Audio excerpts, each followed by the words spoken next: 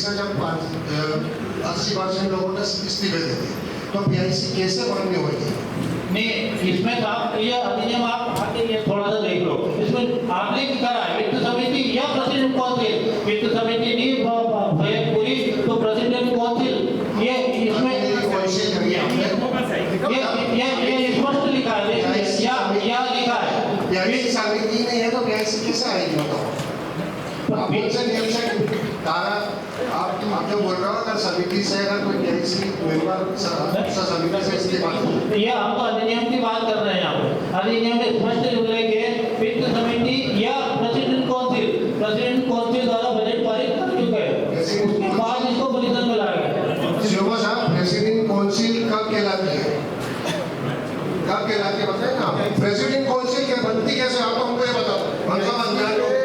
जो अध्यक्ष तो जो अध्यक्ष महोदय ने पीआईसी का गठन नगर पालिका इलेक्शन होने निर्वाचित होने के बाद है ना, जो अपने जिलों के पार्षद हैं उन्हीं में को लेके उन्होंने गठन किया। ठीक है, तो जो उनके जो सभापति हैं वही पीआईसी है। नहीं उनके अस्तित्व का मतलब फिर उसका मतलब समिति नहीं रहती होती है, समिति रहती ही नहीं। आप लिखित में नहीं होते पीआईसी की समिति नहीं रहती क्या? पीआईसी का मैंने आपको बताया नहीं, पीआईसी वो तो प्रेसिडेंट काउंसिल बनती है और उसके सदस्य जो बनाए जाते हैं पीआईसी लिखा हुआ है। नहीं, पीआईसी लिखा होगा हमको भी मालूम है सर। आप इन कानून तो हमने तो पहले के पार्षद है, हम आपसे वही पूछते हैं, आप गुमराह कर रहे परिषद। चलो बता स्थापना में कितना है? ये बुक दे दीजिए। ठीक है,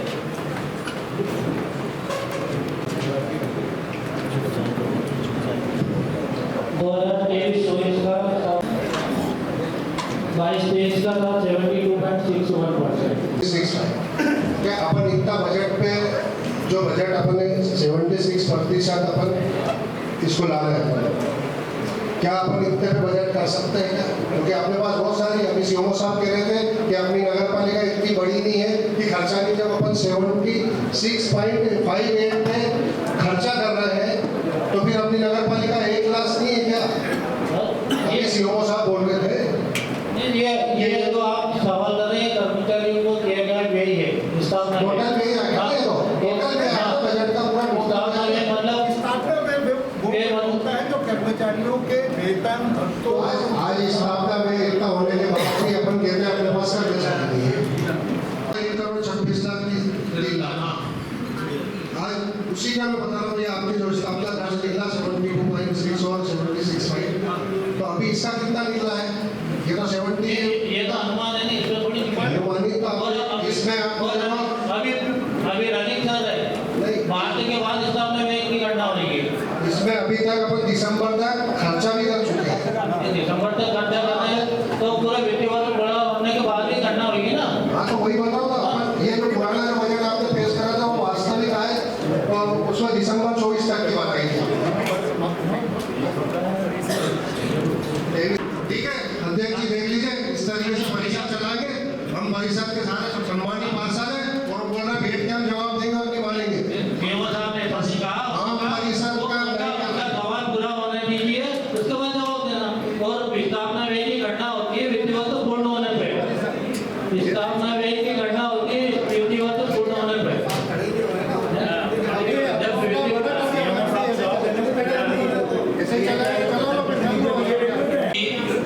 हर वर्ष अपन जब बजट लेके आते हैं तो 100 से ऊपर करोड़ का 150 करोड़ 125 करोड़ इस तरीके से बजट लेके आते हैं और उसमें अनुमानित आय भी लगभग अपन उतनी बताते हैं। और जब खर्च की बात करते हैं तो आपने जो अभी तक दिसंबर का खर्च का जो विवरण दिया है मेरे हिसाब से लगभग 23 करोड़ रुपए अपन ने खर्च करा है। तो इतना बड़ा हाथी दिखा करके चूहे जैसा खर्च क्यों करते हैं अपन? या तो अपने पास में है नहीं या फिर अपन करना नहीं चाहते या अपने पास में समय नहीं है। आप इसका मेरे को जवाब। अपन जो बजट में लेते हैं अनुमान लेते हैं, अनुमान लेते हैं 50 करोड़ 150 करोड़ अनुमानित इतना बड़ा कि पूरे बाजार में ढिंडोरा पीट जाता है कि 150 करोड़ की नगर पालिका 150 करोड़ का बजट है। सारा खर्च तो तुम 22-23 करोड़ भी नहीं कर पा रहे हो, तो फिर इतना करोड़ों बताने से मतलब भाई शासन की जितनी योजना उनको तो शामिल करना पड़ेगा। या तुम योजनाओं का आपने काम नहीं करा, शासन फंड रिलीज करेगी तभी काम होगा ना। पेमेंट कितना हो गया अभी तक? शासन की स्वीकृति आती है, शासन की 2024 उसको शामिल करना पड़ता है। अरे वो पेमेंट शासन कितना कर चुके हैं जैसा रिलीज करती है वो ऐसा खर्च होता है। तो आपने इन कागजों पे काम करके उनका अपने को लाभ मिल सके योजनाओं का आपने कागज ही नहीं पहुंचाए, या फिर अगर आपने कागज पहुंचाया तो वहां से पेमेंट नहीं आया, क्या कारण है आप मुझे बताओ। 3 साल में आप लगातार 125 करोड़ 150 करोड़ का बजट पेश कर लो, वो खर्च होता है आपसे भी 25 करोड़ 30 करोड़ रुपए से ज्यादा आप खर्च नहीं कर पाते। आपने इस सवाल के बाद में एक चीज में आपको सवाल का जवाब है। आय बढ़ाने के लिए आपने अभी तक क्या कोशिशें करी कि जो नगर पालिका की आय बढ़े। इससे पहले भी अपनी आय थी, वो आय बंद हो गई है। हमारे आने के बाद में तीसरा बजट है, आपने इसमें क्या क्या कोशिशें करी कि जिसकी वजह से नगर पालिका का बजट बढ़ सके या उनको आय हो सके, इसका भी आप बता दें। 67 करोड़ किसी सेवा शासन से पैसा आया 67 करोड़ हुआ था, फिर 23-24 में शासन से 53 करोड़ 31 लाख हुआ, अभी दिसंबर तक कितना हुआ 28 करोड़ 91 लाख, है ना। तो शासन से जितना पैसा आता उसके अनुपात में व्यय होगा ना। निकाय के अपने स्रोतों से जो आय है वो तो आप बोल रहे हैं कि ठीक है 40-50 करोड़ रुपए तक सीमित रहती है, बाकी शासन की योजना सम्मिलित करना भी हमारी मजबूरी है ना। शासन की योजना सम्मिलित नहीं करेंगे तो प्रस्ताव कैसे मिलेंगे। जब शासन ने योजना बना के पहुंचा दी, अभी कोई मरम्मती करने का आप देखो, मरम्मती वाहनों की मरम्मती करना 70 लाख हो गए। जैसे वाहन जो खरीदते हैं जिसको मरम्मत के नया वाहन खरीदते हो कोई पीछे खड़ा नहीं सकता, अपन खरीदते हैं वो खराब हो जाते हैं, क्यों नहीं लेते अपन अच्छी कंपनी है। वो भी आप सब जनता को बता।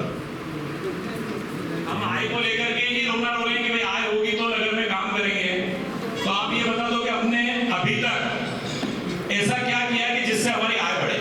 देखो आय की वृद्धि के एक तो निकाय द्वारा जो दुकानें नीलाम की जा रही है उससे आय की वृद्धि हो रही है, वो दुकान नीलाम में अभी कुछ सेल है। फिर पिछली परिषद में भी हमने संपत्ति का प्रस्ताव रखा था, संपत्ति शासन के स्पष्ट निर्देश है कि प्रतिवर्ष आपके संपत्ति कर में 13% की वृद्धि नहीं होगी तो आपको शासन से मिलने वाला अनुदान रोक दिया जाएगा। परिषद में प्रस्ताव लाए थे पिछली बार भी, कर वृद्धि का सबने इनकार कर दिया था कि नहीं कर वृद्धि नहीं करना। जब तक कर वृद्धि नहीं होगी निकाय की आय में वृद्धि कैसे होगी।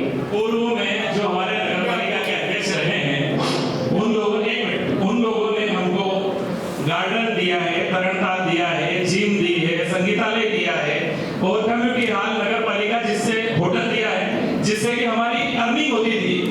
वो सारी चीजें आज बंद पड़ी हुई, हमें नहीं बनाने की जरूरत नहीं थी। जहाँ आज हम परिषद कर रहे हैं ये हमको बस स्टैंड दिया नवीनीकरण का।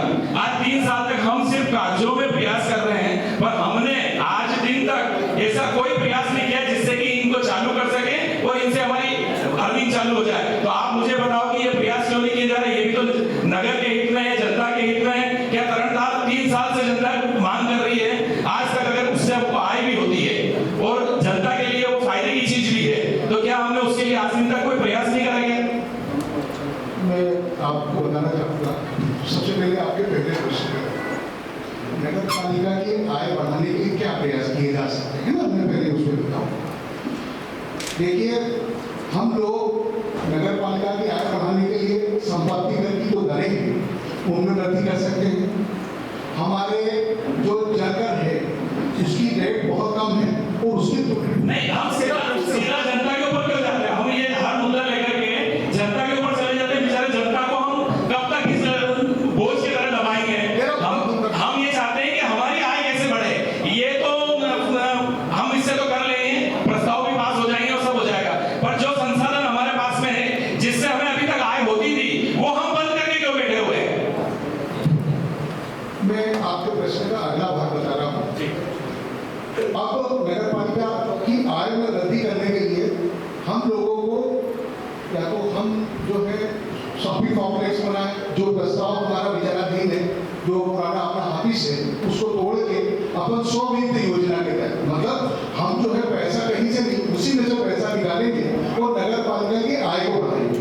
अब आपका एक दूसरा वो था कि नगर पालिका के जो बने हुए वो है, मतलब जो भी निर्माण कार्य हुए हैं उनको शीघ्र चालू किया जाए। आपका ये कहना वो चालू ही थे पर अपन उनको बंगाल की स्थिति में छोड़ करके पेश कर रहे हैं।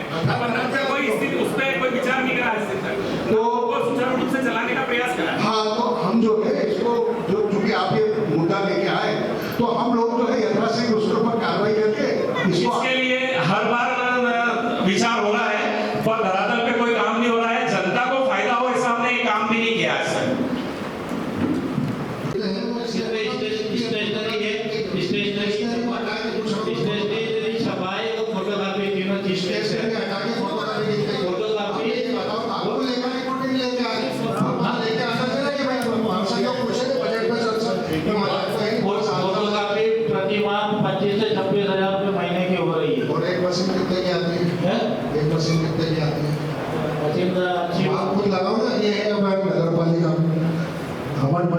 इंजीनियर सबके 80-90 हजार पगार है और फिर भी अपन ये से काम करते हैं। जनता का पैसा लुटाना है।